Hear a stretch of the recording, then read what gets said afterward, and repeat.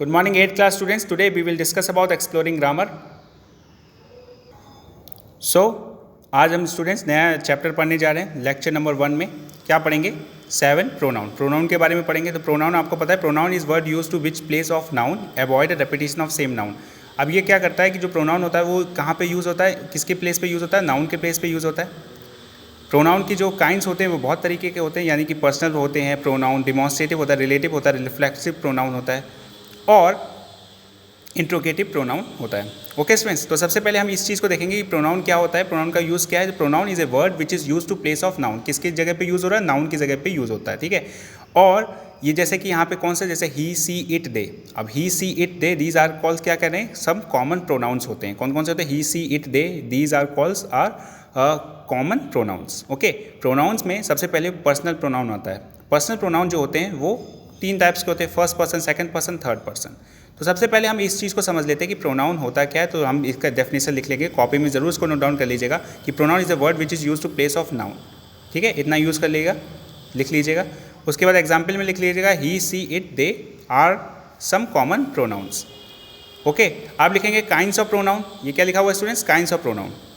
तो kinds of pronoun के बारे में हम क्या लिखेंगे? फर्स्ट आता है पर्सनल प्रोनाउन. पर्सनल प्रोनाउन में आता है, क्या आते हैं, किसके बारे में बताया जा रहा है? Use of person. जो पर्सन्स में क्या क्या चीज़ें यूज़ की जाती हैं, कौन कौन से, जैसे कि पर्सन से पहले जो सब्जेक्ट में यूज़ किए जाते हैं, जैसे कि फर्स्ट पर्सन में यूज़ किया जाता है I, me, we, us, mine, ours. Second में यू, योर्स. थर्ड में he, his, her, they, them, their, it. ये थर्ड पर्सन में यूज़ किया जाता है. ये आपने प्रीवियस क्लासेस में भी पढ़ा होगा कि वहाँ पे तो आपको first person, second person, third person में सिंगुलर और प्लूरल के अकॉर्डिंग बताया गया होगा. यहाँ पे भी आपको सिंगुलर और प्लूरल के अकॉर्डिंग बताया जाएगा. उससे पहले हम फर्स्ट, सेकंड, थर्ड पर्सन के अकॉर्डिंग पहले पर्सनल प्रोनाउन में समझ लेते हैं. तो अब नोट डाउन भी करते चलेंगे कि काइंड्स ऑफ प्रोनाउन में फर्स्ट आता है पर्सनल प्रोनाउन. तो फर्स्ट पर्सनल प्रोनाउन को नोट डाउन कर लेंगे. उसमें लिख लेंगे फर्स्ट आता है first person, second person, third person. First person में हमें ये चीज़ याद करनी पड़ेगी. तो फर्स्ट पर्सन में हमारा आता है I, me, we, us, mine, ours. Second में आता है यू और योर्स. थर्ड में आता है he, himself, his, her, it, they, them, their. ये हमारा थर्ड पर्सन में आता है. इसको आप नोट डाउन कर लेंगे. सेकंड में आता है डिमॉन्स्ट्रेटिव प्रोनाउन. डिमॉन्स्ट्रेटिव में आपको पता है, ये जैसे एडजेक्टिव में भी यूज़ हो रहा था, these, that, those. These are call क्या है हमारे? Demonstrative pronoun. तो these, that, those are called demonstrative pronoun. तो demonstrative pronoun point out the something specifically.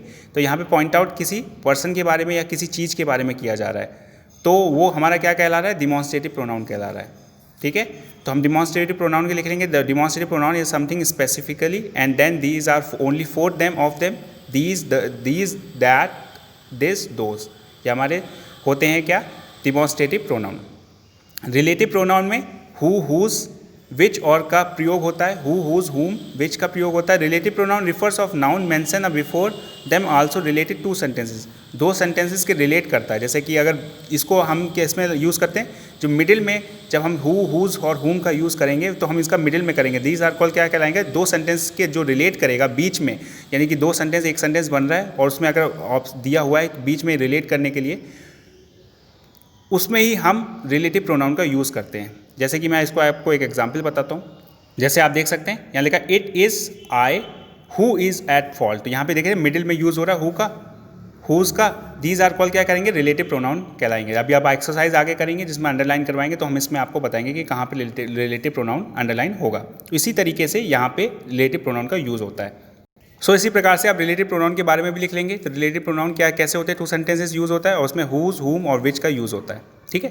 तो ये भी आप लिख लेंगे. उसका रिफ्लेक्सिव प्रोनाउन में जिसमें सेल्फ का यूज़ होगा और सेल्फ्स का यूज़ होगा. रिफ्लेक्सिव प्रोनाउन में हमेशा सेल्फ का यूज़ और सेल्फ्स का यूज़ होता है. ठीक है. तो ये प्रोनाउन हमारे क्या कहलाते हैं? हमारे पर्सनल प्रोनाउन भी कहलाते हैं. साथ में ये हमारे रिफ्लेक्सिव प्रोनाउन का यूज़ होता है. किसमें? जैसे सेल्फ का यूज़ किसी पर्सनल प्रोनाउंस में यूज़ हो रहा हो, तो रिफ्लेक्सिव में हम याद रखेंगे हमेशा सेल्फ और सेल्फ्स का यूज़ होगा, यानी myself, ourself, yourself, themself. These are call क्या है? Reflexive pronoun. ओके. तो यहाँ तक आप नोट डाउन कर लेंगे. यही आज आपका होमवर्क होगा.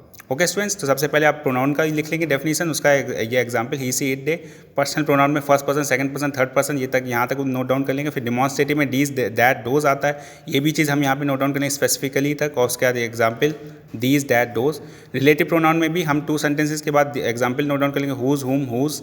और रिफ्लेक्सिव में सेल्फ, माई सेल्फ और सेल्फ्स का यूज़ होता है, ये लिख लेंगे. और एक एग्जाम्पल में माई सेल्फ और योर सेल्फ. ओके. यहाँ तक आप नोट डाउन कर लेंगे. यही आज आपका होमवर्क होगा. Thank you.